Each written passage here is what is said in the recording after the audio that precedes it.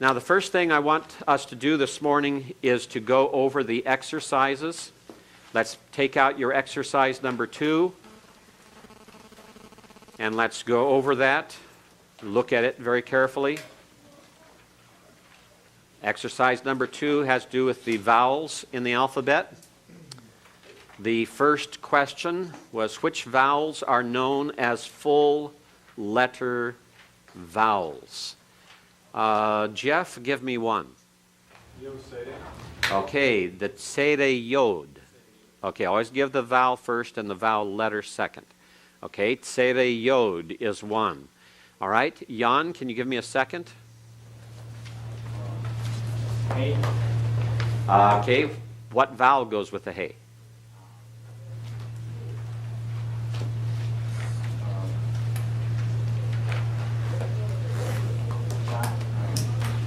You almost had it right there. Comets. Comets hey. Okay, comets hey is the full letter vowel there. All right, Kyle, give me a third. The wow. Okay, which wow? The Give the vowel with it.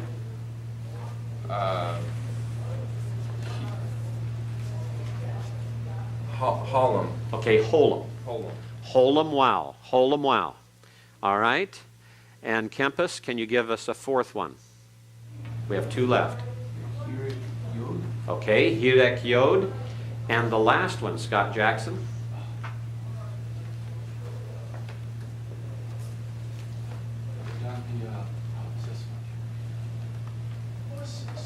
Shurek. Shurek, okay? So remember, we have 2 wows, 2 yods, and 1 hey. The hey goes with the comet's hey. The 2 yods are tsere yod and hirek yod.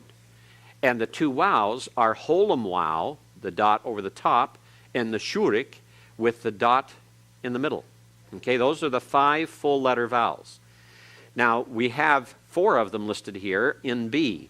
Circle the item in each group which does not belong and explain why in number 1. Kenny, which one did you circle and why? I circled the far right. Okay, the far right one, that's tsere. Said it didn't have no vowel. All the other ones were full letter vowels. Okay, it was not a full letter vowel. It did not have a consonant with it. Did not have a consonant with it, okay? Did anyone mark anything differently? Okay, let's go to number 2. Number 2, Gus, which one did you circle? The tsere it's a long vowel and all the other ones are short vowels. Okay, good. The tsere is a long vowel. The sigol, the kibbutz, and the patak are short vowels. Did anyone circle anything different with a different reason? Okay, Scott? I put patak because all the rest use dots and it was a dash. All right, that's a legitimate reason. That shows the power of observation. All right, so that you see the distinction, and it's patak. Okay, patak. Got to remember the a because that's the sound it makes. All right. The third one, as we look at it here, George, which one did you circle? Barrick. Okay, and why? Same reason as the first. There's no consonant in the formation. All right. Anyone have anything different? Okay, Jeff? Pardon? It's the only short vowel. Okay, it's the only short vowel. You can give as a reason, or you can give that it's the only vowel without a full, is not a full letter vowel, only vowel without a consonant. 3 different ways you could have stated that. All right. And Dennis, how about number 4? Okay, the hirik, the second one there from the left, is the only short vowel. The holum is long, the tsere yod is long, and the shurik is long. Anyone have anything else? What do you have there, Scott Basolo? I had the holum marked because the vowel marker is above the consonant. Okay, all right. The holum would be the only one above. Okay. Any other? Okay, someone by the same reasoning could have circled the shurik to say the only one that's marked internally rather than below or above. Okay, let's read together. I'll tell you what, let's, on the first line, I'll read and you repeat. And then after that, we'll see how you can do on your own. Okay, so the first line on number 1, C1, D, Ga, Mi, Be, Da, Ke, Pu, Ko, Ra, Wa, Zu, Te, You. Okay, now you try to read in about the same cadence the second line. Chi,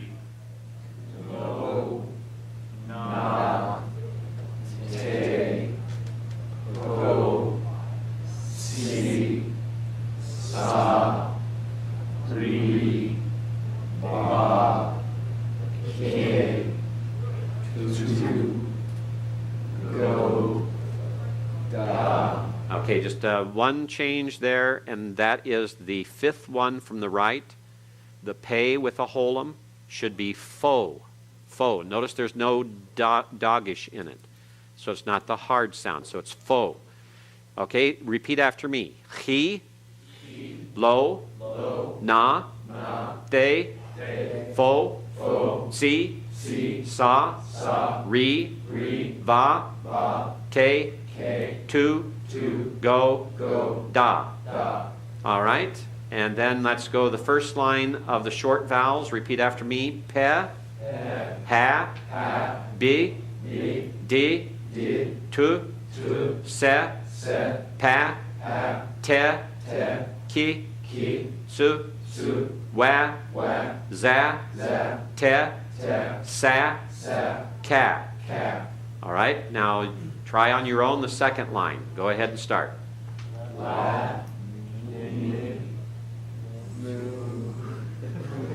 You're slowing down there a little bit. Okay, repeat after me. La, nid, mu, du, ta, ra, ve, ge, ha, et, we, et, hu, ni. All right, now notice I had some that were like I and some like E, and that's because the words are pronounced that way. You'll have some that will be one way and some another way. And you just have to keep that in mind on the Hirik. Sometimes it's an E sound, sometimes it's an I sound. And as we go through, sometimes it will defy expectation. It's one of those things you just have to remember to learn. It's like in English, where you have O-U-G-H. Sometimes it's uff, as in rough. Sometimes it's oo, as in through, you see. Sometimes it's ow, as in bow. So whatever you're doing, you have to realize that there are some things, some spellings, some vowels that will have different pronunciations because it's a different word. And we ask why? Well, about all we can say is just because it's that way. Why do we choose to pronounce through instead of pronouncing it thruff? Who knows? Why not roo for rough? Okay. Number 3. Let's go down and then go through these. This is mixing long and short. Repeat after me. Me, va, de, ke, pe, ko, ra, we, zu, tu, ga, te, de, bo, she. Okay, now try the second line on your own. Go.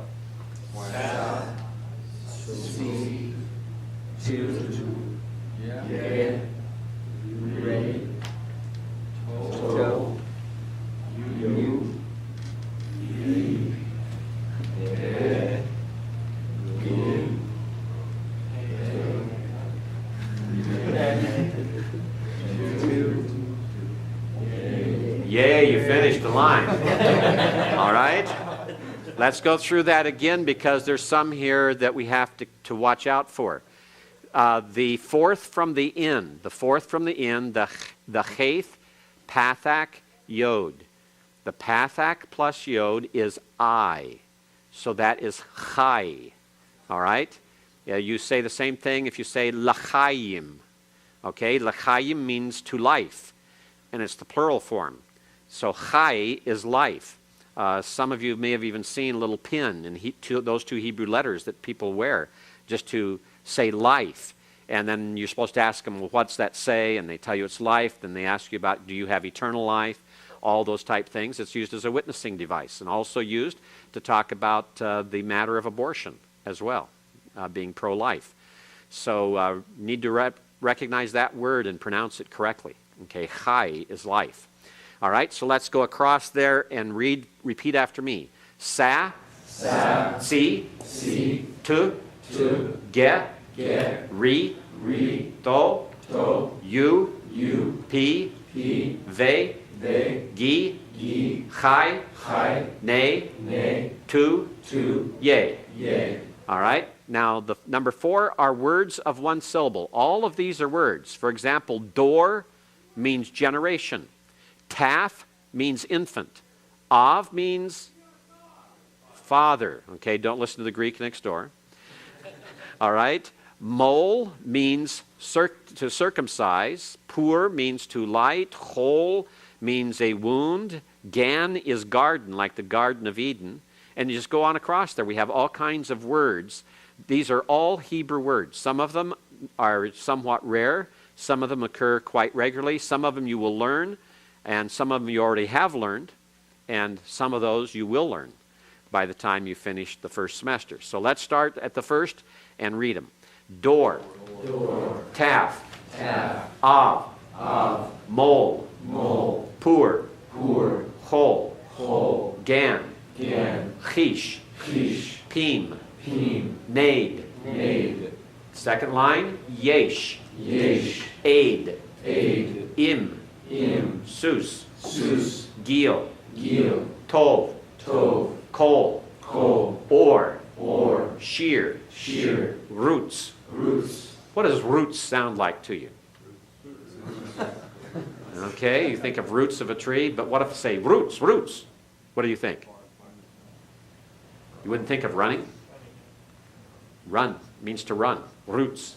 So if a Hebrew is yelling at you and he's saying roots, don't grow roots, fly, okay? Start running. All right, let's go to the number 5, words with 2 syllables. As we look at them, these are also words that you've already seen a few of, and you'll see more of as we go along. Remember, the accent is on the last syllable unless otherwise indicated, okay? Davar, diber, kotel, shemesh, sefer, boker, erev, na'ar, akal, shomer, kisei, baruch. Do you recognize that word?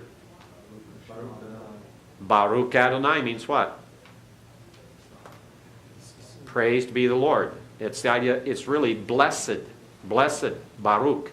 If you're blessed, you're Baruch. Okay, the next one, chalutz. Wered. Zera. Beini. All right, the last line, kara. Wihi. Eitzer. And that should probably be a little bit smoother on the Zion, Ezer, but in modern Hebrew I often hear it pronounced more like it was like a tzadi instead of a Zion.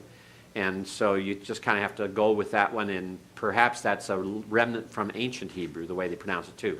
So you'll hear it Ezer, you'll hear it Eitzer. Don't make it Eitzer.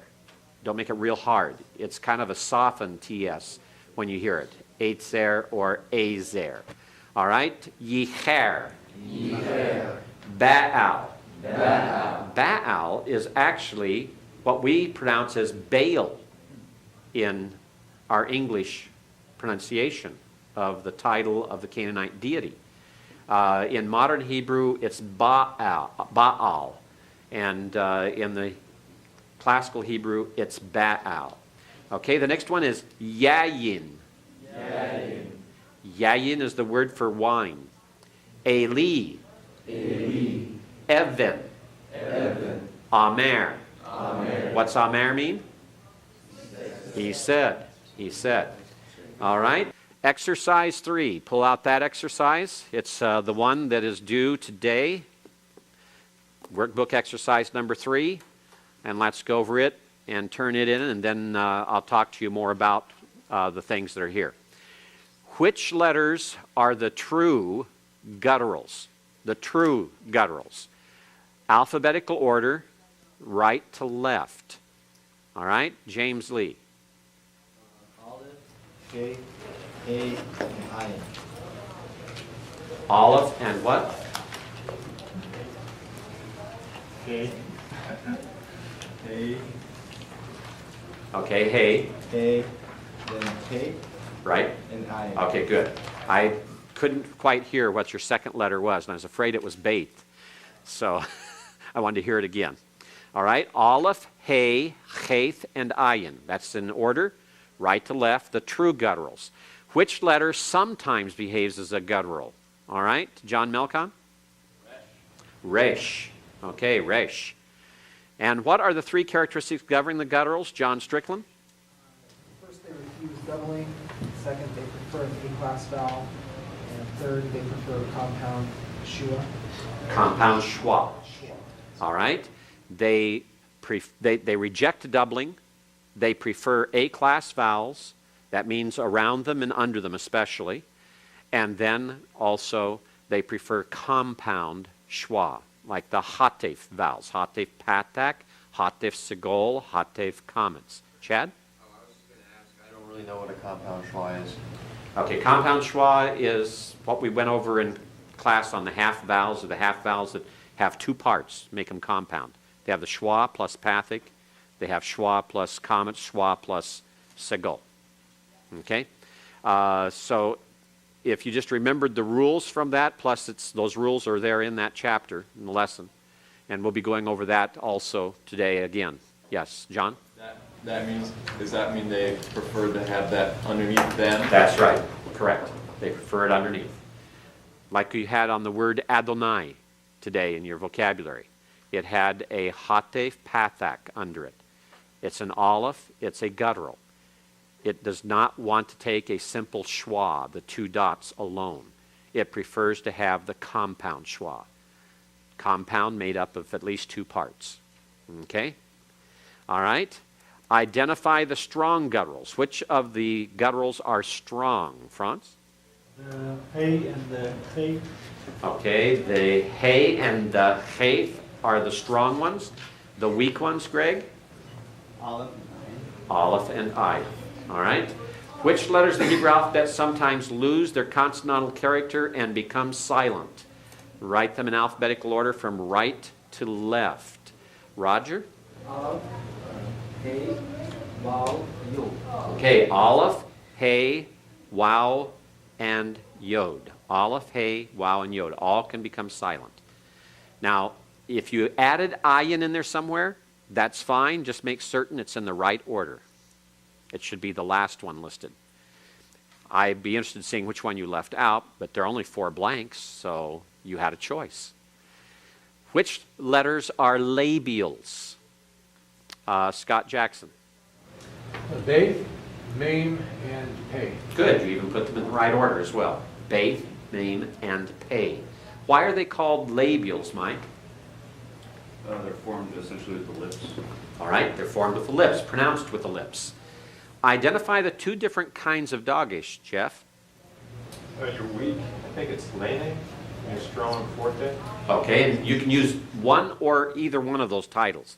If you say strong dogish and weak dogish, if you say doubling dogish and hardening dogish, if you use lene or forte, all of those are correct, just as long as you have the 2 different ones.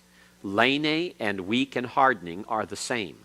Lene, weak, and hardening are exactly the same, just 3 names for the same thing. And doubling and strong and forte are names, 3 names for the same, dogish. All right? Kelly, F, which letters take the weak dogish? Alphabetical order.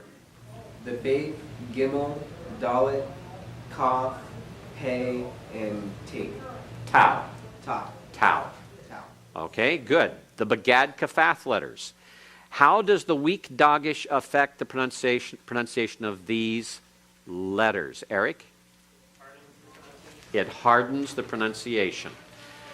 When is the weak dogish omitted from one of these letters, from the Bagad Kafath letters? Jeremy, Maine? If it does not begin a syllable, or if it is directly preceded by a vowel. Okay, those are the 2 points right there. If it does not begin a syllable, it doesn't take that hardening dogish. If it's preceded by a vowel, it does not take the hardening dogish. There are some exceptions, and we'll talk about them during the lesson time. H, what letters accept the strong dogish? Scott Basolo? All the letters except the gutturals and resh. Okay, all except the gutturals and resh. And what effect does the strong dogish have on these letters, James Wood? It doubles the letter. It doubles those letters. And why is the strong dogish most commonly employed, George? It's a compensation for a letter that has dropped off or elided. Okay, And the second one is characteristic of certain intensive verb forms. correct. It is characteristic of certain verb forms, generally called intensive verb forms. Okay, those are the 2 reasons why the strong dogish is most commonly employed. All right? Describe the functions of the raphe. Tom? Smoother pronunciation. Smoother pronunciation in what type of situation? I'm not sure. Okay. Kempis, what kind of situation does it provide smoother pronunciation? Well, there's a vowel before. No, we're not looking for that specifically there. Let's see. Scott Jackson, do you have the answer to that? No. Okay, good. Jeff? When you would normally have a doubling. When you would normally have the doubling dogish, but if the doubling dogish is difficult to pronounce or creates certain difficulties for pronunciation, then it is omitted from the letter and the raphe is put above it so that you have a signal that the schwa underneath is still to be vocal instead of silent. We'll talk more about that. It's one of those exceptions that has exceptions. All right, Tom? Is that one of the corrections in the book where it doesn't have it in the example? I remember, or maybe I'm just not seeing it, on 6A 1B, And which example are you looking at? where it says sometimes, in such cases, a short horizontal line is placed above the letter, but I don't see a short horizontal line above the letter in the example. Page Okay, it's 32. in mine. If it's not in yours, that's a surprise to me of why that, I don't know why that would be. I'll have to look at that and see. Page 32, 6A. Down lower, it's in the second word that has it in it. Yeah, but not in the one where it says, in such cases, a short horizontal line. But that's That's just the the name of the horizontal line. Rafe itself. Yeah, no, but, oh, okay, but I don't see it. Okay, now, on raphe, you have the name. There's no raphe on Oh, I'm raphe. sorry, it's just saying the name. It's just saying the name. Okay. It's just the name. Okay? All right? And raphe means soft, so that's just the name for it. All right? There are only 2 examples given, and they're toward the bottom of the page. For example, the verb bikashu frequently occurs without the strong dagesh, and it goes on in the 3rd line to show it with it. That's the only place you'll see the raphe accent, or should see it, in the discussion of it here. That should be the only place where you see it, in that 3rd line. Okay? Yes? Is the doubling dogish, does it look like when you have 2 letters that are repeated and they both have a dogish in it? Is that- No.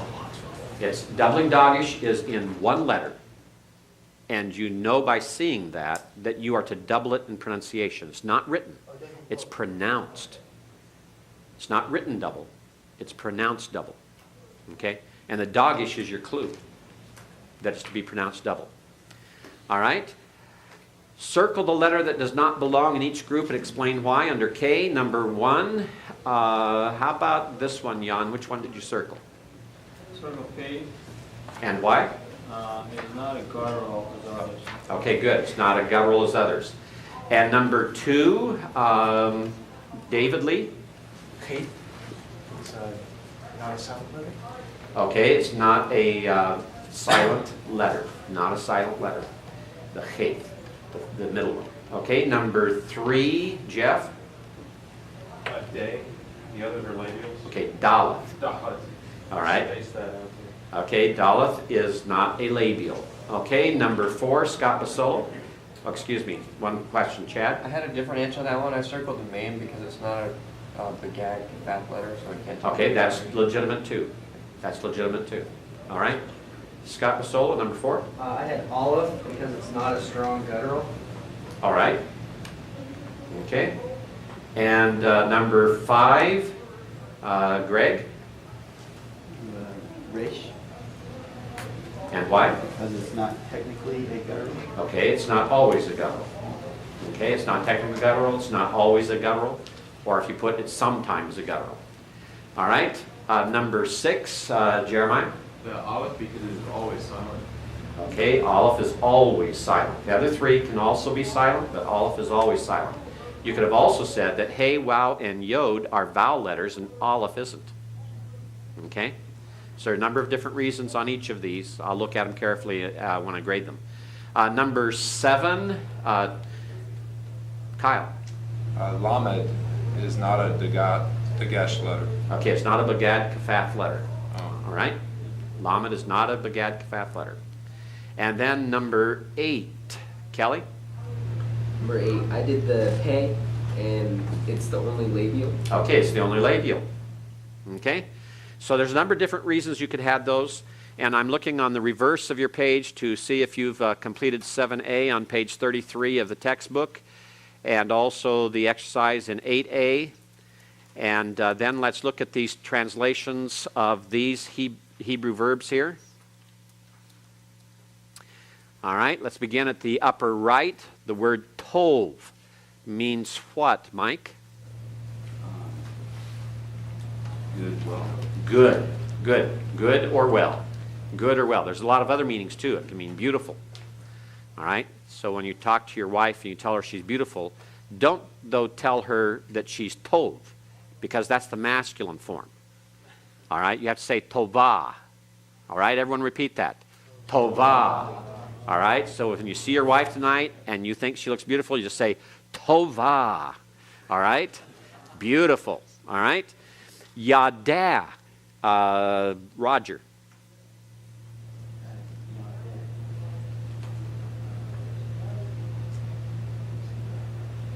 It's that second one there at the top. He knew. He knew. Okay? He knew. Or if you have know there, K-N-O-W, it's he knew. All right? Bayith, the last one there. Oh, Scott, you have a question? Which one was it? We're going down or across? No, we're Oh, I'm starting at sorry. the upper right and I'm going sorry. I left. gotcha. Okay? Start at the upper right-hand corner and go left across the row. Okay, so Tov was first, is good or well. Yada, he knew. Bayit, George. House. House. All right, now the second row, starting at the right. John Melcon, Yad. Hand or power. Hand or power, correct, hand or power. Gadol, Eric. Great or big. Great or big. All right. And Bain without a yod between the 2 letters, Jeff? Son or grandson. Son or grandson. And then the third line, starting at the right, Yom, Kempis? Day. Day. Okay, the middle, Chai, Greg? Life, living, alive. Okay, life, living or alive. And Goy, Gus? Nation. Nation. Anyone have anything else there? Okay, nation. Okay, Lakach. Scott Basolo. He took. He took. It can also mean he received. He took or he received. The middle one, Har. Scott Jackson. Mountain. It can also be hill. Hill or mountain. Davar. John Strickland. Word, matter, thing. Okay, word, matter, or thing. Okay, now let's pronounce these. Starting at the upper right, I'll pronounce, you repeat after me. Tov. Tov. Yada. Yada. Bayit. Bayit. Yad. Gadol. Bain. Yom. Chai. Goy. Lakach. Har. Davar. All right, now you're beginning to catch some of the ways of pronouncing these words and pronouncing the vowels and the letters. They're beginning to start to gel, and some of them are becoming almost like second nature. And there's some of them that you look at and you say, I haven't quite got it yet. That's normal at this stage, but you keep working at it. I want you to get to where when I call on you, you can immediately pronounce what you see in front of you. Okay? Without hesitation. Because you're beginning to learn the letters and the vowels and what their sounds are. I want you to turn to the end of chapter 3 in your textbook, and I want us to go through all of the words that are in the vocabulary. Some of them we just went over that were involved in your worksheet, but I want us to go over all of these so that you're prepared for your vocabulary quiz 1 week from today, which is over this vocabulary and this vocabulary alone, okay? Chapter 3 vocabulary alone for next Tuesday. All right? Repeat after me. I'm starting at the upper right-hand corner on your page there at the end of chapter 3, and I'll be reading right to left across the top and then going down the second line and read across there. Tov. Yada. Bayit. Yad. Yalad. Bain. Yom. Yatsah. Bat. Yashav. Gadal. Gadol. Lakach. Derek. Goy. Mut. Har. Davar. Mawet. Chai. Yatav. Let me give a brief word of explanation on these. Tov, good or well, that's an adjective. Like we say, Boker Tov, good morning. Yada, a verb meaning he knew. It could also be translated in various ways, like he was acquainted, he realized. It's also used metaphorically of a man having sexual relationships with a woman. Adam knew his wife Eve, so it's used metaphorically that way. Bayit is the word house, but over 77% of the time you'll see it as Beit, like Beit Dagon, the house of Dagon, or Beit Lechem, the house of bread, Bethlehem. It normally occurs in a very different form than Bayit. Bayit is the absolute form of the noun, where Beit literally means house of. House of. Scott? Do you see a form change then? You'll see a form change, yes. Mm-hmm. Right. If it's pronounced differently, there's been a change. Okay? And we'll talk about that when we get to the nouns. Okay, Yad means hand or power, and it has to do, the Yad can refer to the hand alone, but the Yad includes everything all the way down to at least the elbow. At least the elbow. This is all Yad. All right? There's a different word for just the palm. There's a different word for the entire arm. So Yad is often just the hand that grasps, but it also includes the wrist, and then it can also include all the way to the elbow, is Yad. Yalad, he bore, he brought forth. The idea is here to cause conception, or to give birth to. If a man is the subject of the verb, he's causing the conception. He's not conceiving. All right? To sire, S-I-R-E, is another way to translate it.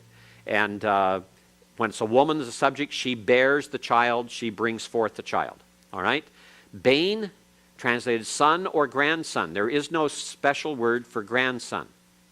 And so you have to use Bain for that as well. And that includes great-grandsons and great-great-grandsons. It doesn't matter what the relationship is. Yom is day. And Yatsah, he went out, he departed. It's the idea of being in somewhere and leaving. Yatsah, to go out. Bat is the word for daughter. daughter. Bain is son, Bat is daughter. Bathsheba, a daughter of Sheba. Okay?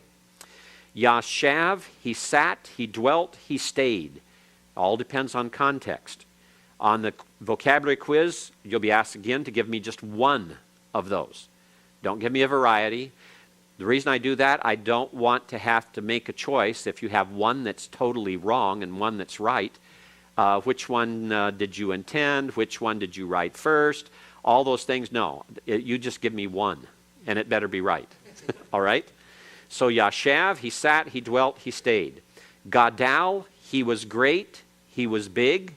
There's all kinds of meanings here for Gadol also, because Gadol can refer not to just big in size, but can refer to one who's senior in age.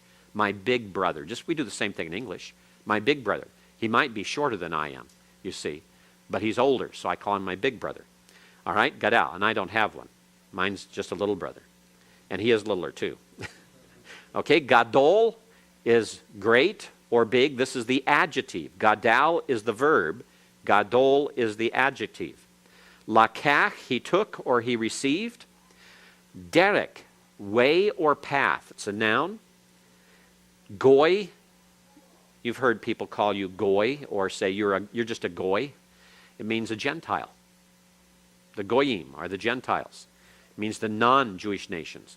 However, Israel is also called a goy in certain contexts, where it just means a generic nation. But normally, goyim refers to the Gentile nations, those outside of Israel. And as individuals, we are then goy. And that's, by the way, where we get the English word guy from, G-U-Y, comes from goy. Probably originated in New York. And then you have mut. Mut means to die. Notice it is not he died. It's to die. That's because we have these middle vowels like that in a verb. They are infinitives. And so we change the translation and say to die instead of he died. He died is actually a different form. He died is in parenthesis just to tell you what the form is when you have the normal form of the verb. Okay? So don't memorize the parenthesis. The parenthesis is not what I want on the quiz. Okay? And then Har is mountain. Har Megiddo, the Mount of Megiddo. We say Armageddon. We leave the hay off. And then we have Davar, word, matter, or thing. Has a wide range of meanings. Mawet is the noun derived from the verb mut. And so it's the noun death. Chai is life or living or alive. Yatav is the verb form of tov, which was the adjective that we began with. Yatav means he was good or he was well. Okay, the first thing we want to do is go back and review again these special letters that we had talked about, mentioned it several times. As I told you, I like to mention them early. I like to mention them often. I like to mention them before you read about them. I like to mention them when you read about them. I like to mention them after you read about them. There are a number of issues like this that it pays well to have some knowledge and familiarity before you even read about them so you can understand what's going on. We've talked about these 5 letters several times now. They're very, very important. I can't stress this enough. If I were to put onto one side of an 8.5 by 11 sheet of paper the things that are most significant and most important to remember in order to rightly understand biblical Hebrew, this is one of those factors that would be on there right after the alphabet. It's very important. I would put it before a large amount of vocabulary because vocabulary gives you the ability to understand what the words mean, but it doesn't give you the ability to understand why words change the way they change. To understand why words change, you have to understand these letters, these gutturals, and why words look different, and why when you start attaching a definite article on them, or you start attaching something else on them, why things happen to them. This is what you've got to remember. So I can't stress this enough. These 5 are very, very important. If you don't understand the gutturals and you can't identify them, and you can't identify the rules, you're going to struggle through the rest of Hebrew, all the way through until you finish and have had all you can take of it. Because these rules, these three rules, are very important for understanding how the language works. It's kind of like trying to explain to someone why we have contractions in English and what the contractions mean, how we go from do not to don't. You see? When we go from is not to isn't, you have to understand what's happening. And you have to understand what it's representing and why that change takes place. And you have to look at other factors in other areas of our language as well to try to understand what's going on. And the gutturals are very significant for that in Hebrew. So this is why I've repeated it so often, why we'll go over it and you'll hear it many more times. We're not through hearing about it. They refuse doubling, they prefer A-class vowels, and they prefer compound schwa. So those are the things we need to really remember. Now there's one more thing that I want to bring out that we have not talked about, and we'll come back to this again and again as well. And that is what is called the patak furtive. It's called furtive because it just kind of sneaks in, I guess. But the patak furtive comes under the final gutturals. Remember, you have to understand what the gutturals are. The gutturals are aleph, he, cheth, ayin, and sometimes resh. Now, when a guttural is final, it's the last letter in a word, then the pathak under it is what we call a pathak furtive. For example, in the word for spirit, also could be translated wind, ruach. Notice something that happens here. We've been pronouncing consonants and the vowel always following the consonant. As in the shurik here after the resh, ru. We don't say ur, it's ru. And so the next letter, though, we're not saying rucha. We're not saying rucha. We learned chai with a pathic under the cheth is chai. The vowel is pronounced after it. But when it's the last letter in a word, and that letter is a guttural, and the pathic is under it, it's pronounced before the consonant. So this is ruach. Now notice I said ruach with an accent on the ru. The ach is tacked on, but there's no accent mark given for us above the ru. That's because it's understood that the pathak furtive behaves as a half vowel. It behaves as a half vowel.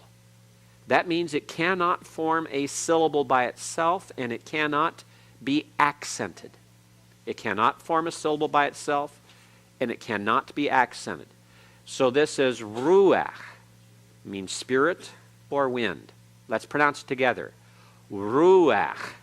Again, ruach. And then we have shemoah. Shemoah is a verb form. The schwa at the beginning is vocal because it starts the word. We have the holum above the mem, and we have a patak under the final letter of the word, and that letter is a guttural. It's a guttural. Therefore, it's a patak furtive. That means, since the schwa cannot form a syllable, and the patak furtive cannot form a syllable, this also is a one-syllable word.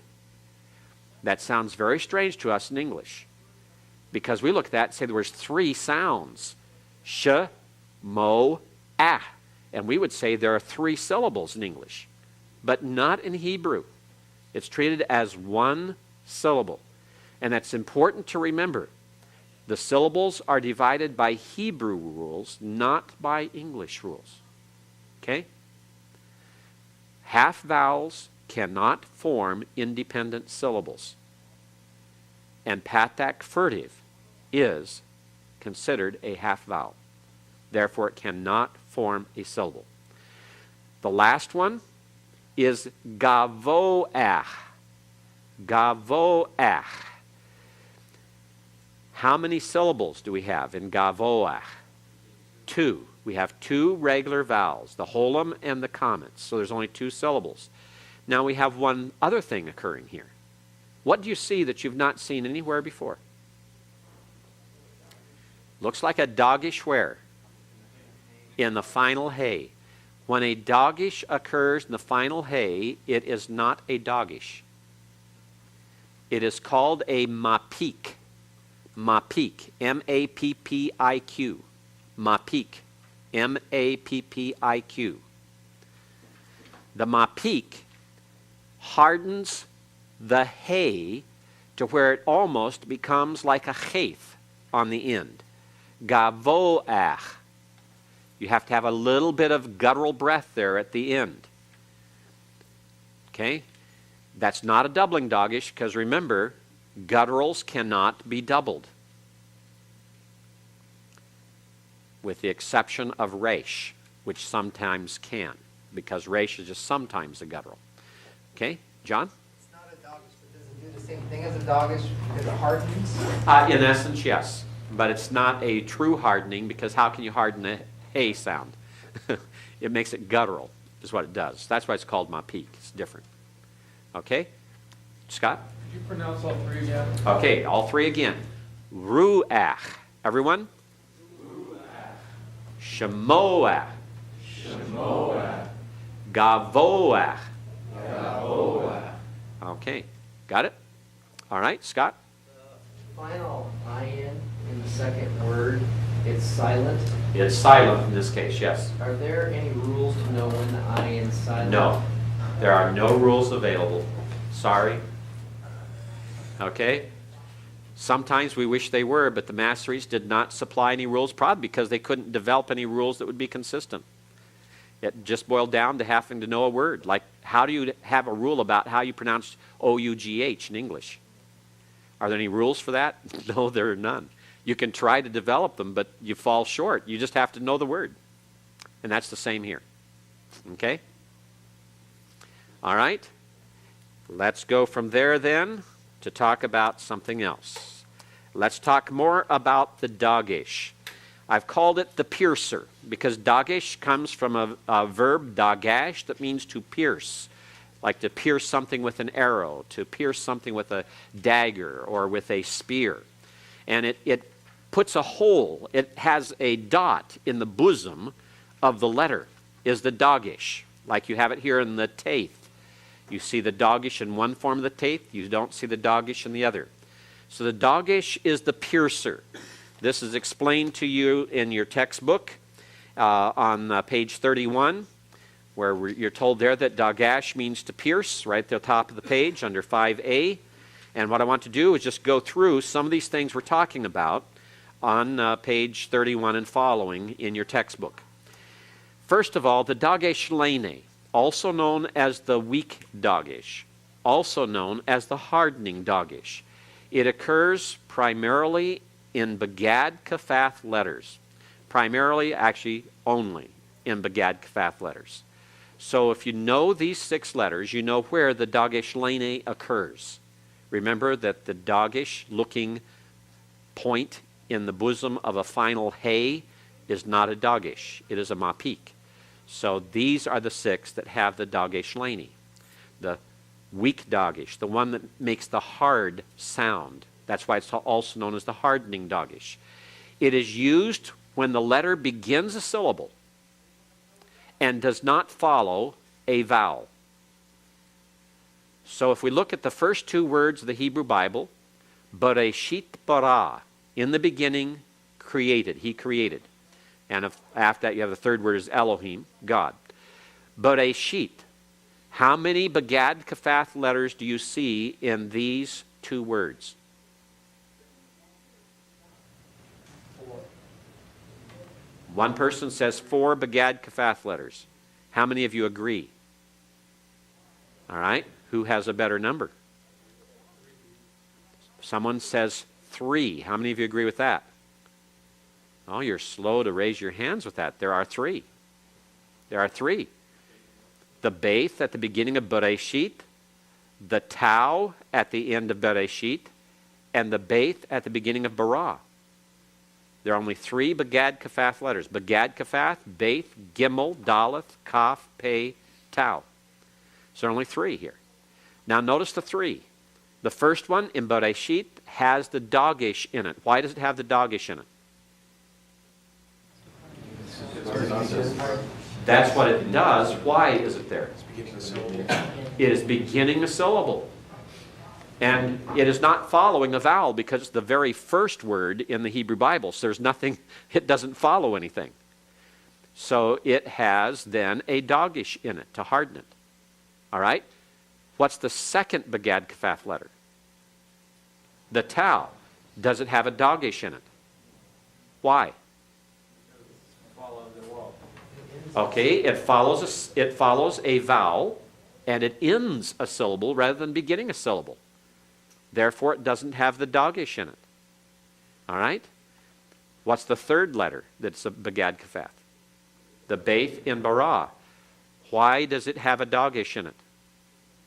It begins a syllable, begins a new word, in fact. And is it preceded by a vowel? No, the tau before it doesn't have a vowel under it. Okay, so this tells us why then these have the dogish in them and why they don't. John, and then we'll come back to Eric. So the rule of following the vowel even applies if it's in a word and a separate Correct. word because of how it's pronounced? Absolutely. Yes, it goes across words. It's not just within words. It goes across words. Yes. Same question. Yeah, the proximity of the vowel when you say it's when it's immediately preceded by a vowel, so that It can be in the preceding word.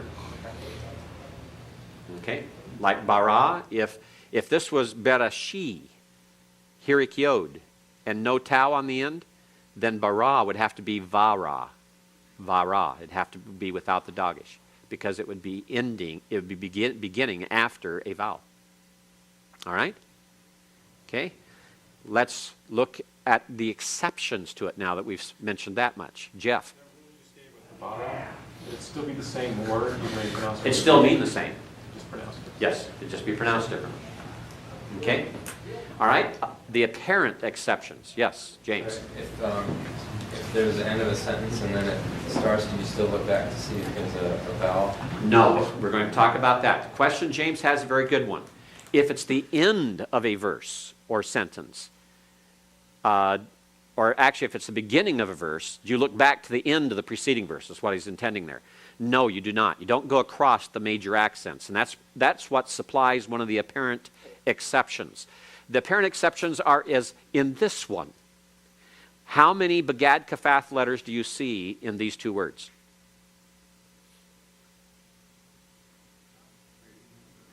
How many agree? I want to see hands. Oh, you should all have your hands up. There are only three, all right? There's a tau. There's a tau in the first word. There's a tau and a kaf in the second word. That's three Begad Kafaf letters, all right? So why do we not have a dogish in the tau that's in the first word there, in kin ati? Why don't we have a dogish in it? It begins a syllable, doesn't it? There's a vowel before it. The preceding syllable ends in a vowel. The preceding syllable ends in a vowel. Therefore, you do not put the dogish in the tau. Now, let's go to the second word. Why is there a dogish in the tau here if the preceding word ends in a vowel? It's because of the accent, the two dots over the top of the preceding syllable. That those two dots are a major accent, a major disjunctive accent, and whenever you have a major disjunctive accent, then that's as though you started a new verse as far as the Begad Kafaf letters are concerned. So the dogish is in the tau ante akel, even though it follows a vowel, because that vowel is in a syllable that has a major accent on it. All right? And it's a disjunctive accent. We'll talk about accents here in the near future. But major accent says that's emphasized, and then there's a break in the thought, and there's a break in pronunciation, and it's as though you start over again with the next word. Therefore, this is like Bereshit. Bereshit begins the whole Hebrew Bible. Te akel begins the next portion of this verse. Okay? Begins the next logical portion of the verse.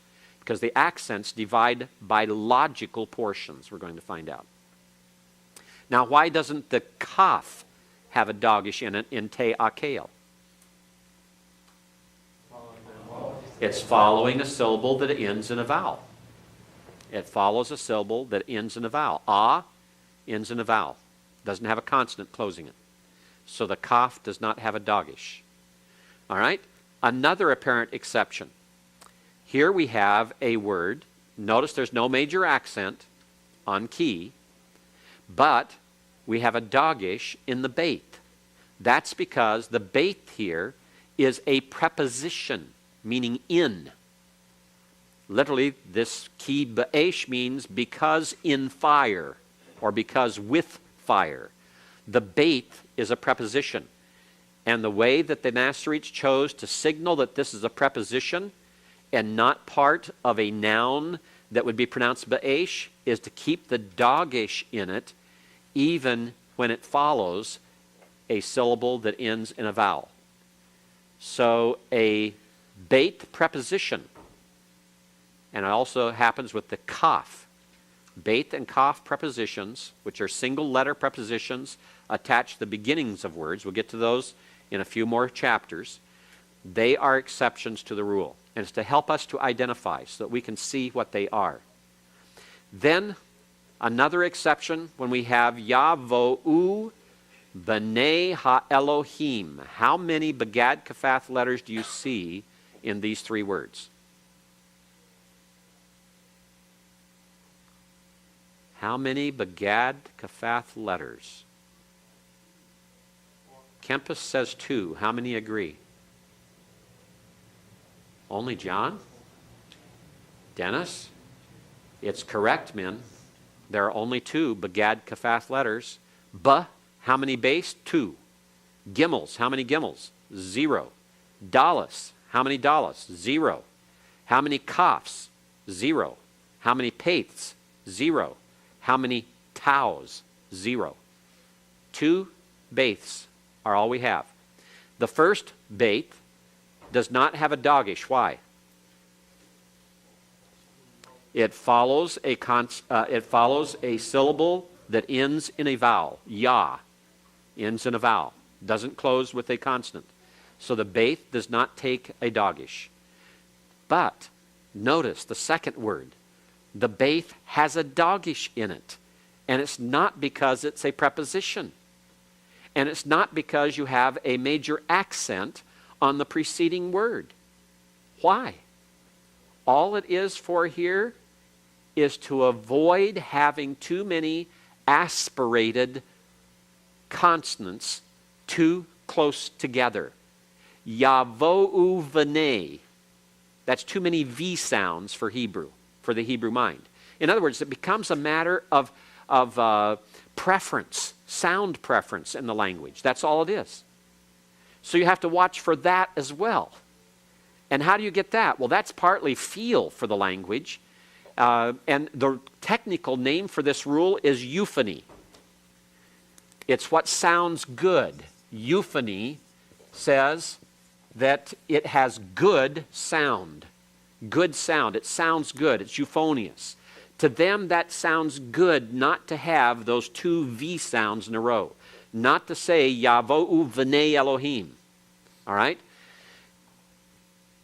Sometimes people use the rule of euphony in such a way that I pronounce it this way.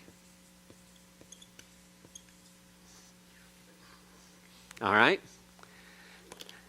And that's because there are many, many times in some of the grammars where you'll read rules where people will say it's for euphony. And half the time, I think it's usually because we don't know.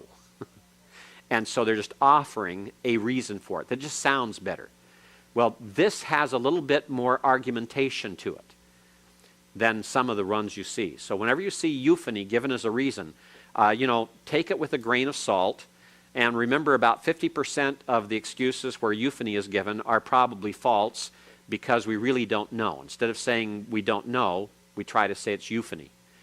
Well, in this case, it probably is the good sound and the avoidance of having the 2 V sounds together. All right?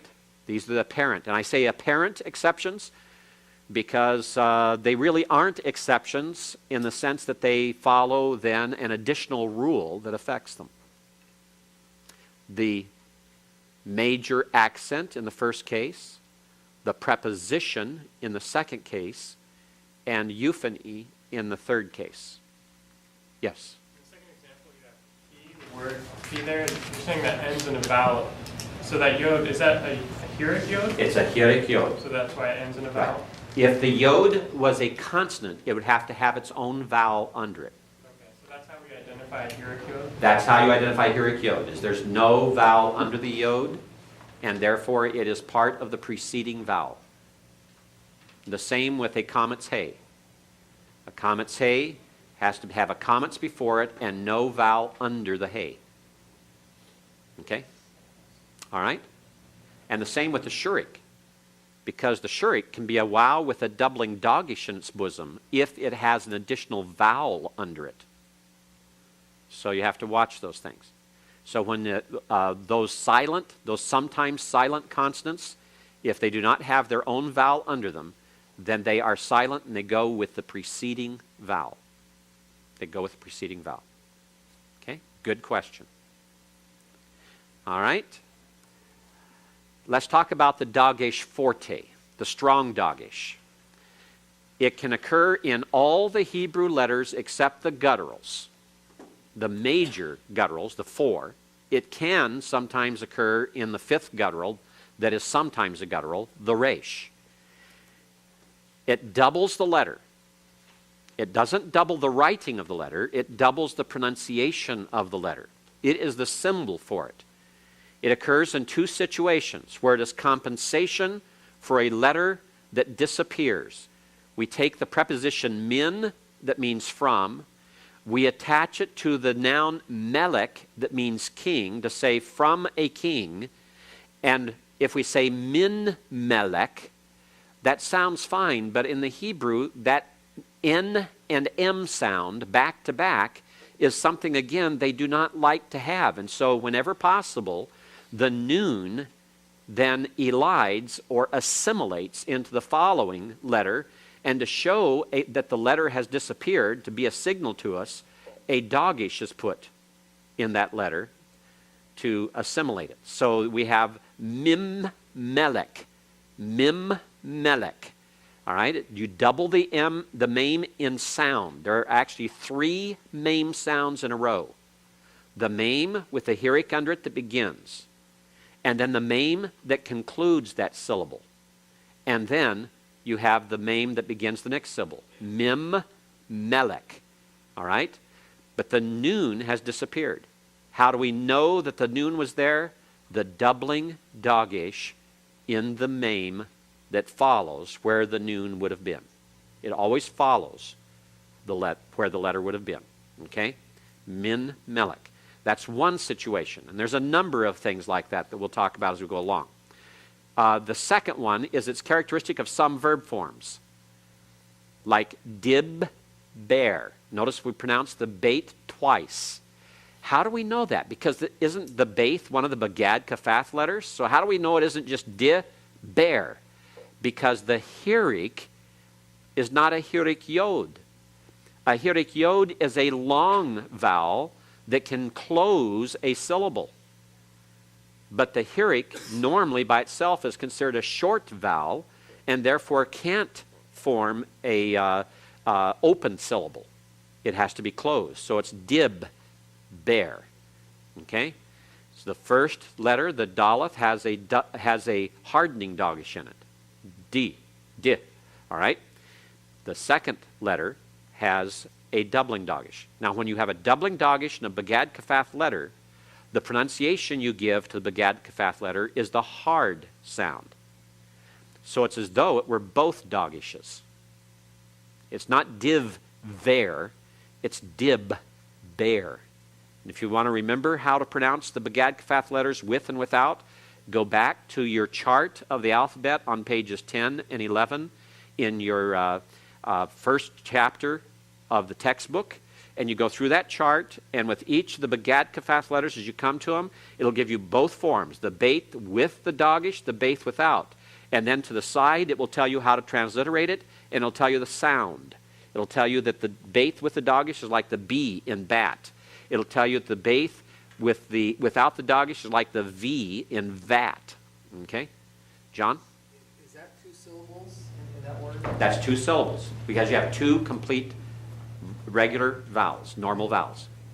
The Dagish is there because technically there would be another bait. The Dagish is there to tell you you need to pronounce as though there were 2. I'm just wondering because if there were 2 syllables, there would be the Yarif would be at the end, a vowel at the end of that first syllable. Right. Here's what it represents. It represents this, and it represents this. Okay? It's as though it were written that way, the way you pronounce it. You pronounce it dib, silent schwa, closing the syllable, bear. But this one is not written. That's why I was saying, so that Yarif doesn't affect the Dagish. The hirik does not affect the Dagish. Okay? And this is pronounced dib, bear. Okay? And it's an intensive verb form. Other forms, you'll see it in one like this. Bik kesh. Here it's a kof, not a Begad Kafaf letter, so you know it has to be a doubling Dagish. Or kid dash. All right? There you have another Begad Kafaf letter. Who can tell me, besides the doubling Dagish in the middle of these 3 words, what is the other characteristic that shows up that is identical in all 3? The hirik. Right. Keep that in mind, because that's a clue. When you see words that have a hirik under the first root letter, and you see a Dagish in the middle root letter, those are 2 of the characteristics that we're going to talk about later of these kinds of verbs. And the name of that verb is piel. Piel. Sounds like it, doesn't it? Diber. Piel. Bikesh. Piel. Kidash. Little change in one vowel, but it still has that beginning that way. And it's the only name of a verb conjugation that has that name. And if you know the name, you know the game. If you know the name, you know the form. If you see the form, you know the name. All you have to do is pronounce it. That's why, again, you have to learn to pronounce Hebrew. We, Dr. Busnitz and I, do not believe in giving you tons of paradigms to memorize. Like when we were in seminary, we memorized something like 18 pages, 18 different kinds of verbs paradigms with all 7 conjugations. So that means 18 times 7 charts of verbs that we had to learn and memorize. We absolutely refuse to do that to you. It's not necessary, because if you can learn how to pronounce Hebrew, half of it is already resolved for you. Just learn how the language works. Learn how to hear the language. Learn how to pronounce the language, and you will solve your problems. So really emphasize learning how to pronounce these vowels, how to pronounce these consonants, because that is a large part of it there. You can save yourself having to memorize pages and pages of paradigms if you just learn how to properly pronounce the language. That's why I emphasize it so much. That's why we spend so much time on it here. You may talk to some other classes. They may already be talking about nouns and how nouns are formed and putting articles on nouns. We're still talking about pronunciation, consonants and vowels, and how words are formed. Why? Because later we'll be way ahead of them. Because while they're memorizing tons of paradigms, you will know how the language works without that memorization. Because once you understand how the language works, what it sounds like, you have a leg up on knowing this language. So the reason we spend time on it is for you to learn it. Please make certain you spend at least an hour for every hour of class. That's 4 hours you're in class. That's 4 hours a week outside of class studying, trying to get these sounds down. 4 hours in class, 4 hours of study the first week, the second week. That means you should have had 16 hours already of studying these. In 16 hours, you need to learn 22 letters, and you need to learn these vowels. Less than 40 items. So put your time into it and learn it, because it'll pay later. It'll pay huge dividends later. Okay? The Raphe. Yes, Jeremiah? Just now, it appeared exaggerating the break. Yes, How I was fast- exaggerating. How fast would you really pronounce it as you're reading it? Okay? These would be Diber, Bikesh, Kadash. Be that fast. You can't hear it. You can't hear it. But I'm exaggerating it because you have to learn to pronounce that. That way you have to understand what's happening. Okay? The last thing we have time to cover this morning is the Raphe. For smoother pronunciation, sometimes Dagesh 40 is omitted and marked by Raphe. That's the line over the top of the word. So when you would have a doubling Dagesh in Bik Kashu, take the doubling Dagesh out, and the reason the Raphe is put there is to remind you that that schwa is a vocal schwa. So it's Bik Kashu. It actually quits doubling when you do that with the Raphe. It makes it Bik Kashu. Bik Kashu. And it's actually originally Bik Kashu. But the kof is a very strong consonant to begin with. And so that will happen with that primarily. Now there's one other exception. And that's when we have Wayahi. Wayahi should have a doubling Dagesh in the first yod. But you'll never see it written that way. Why? And you don't see a Raphe over it. Why?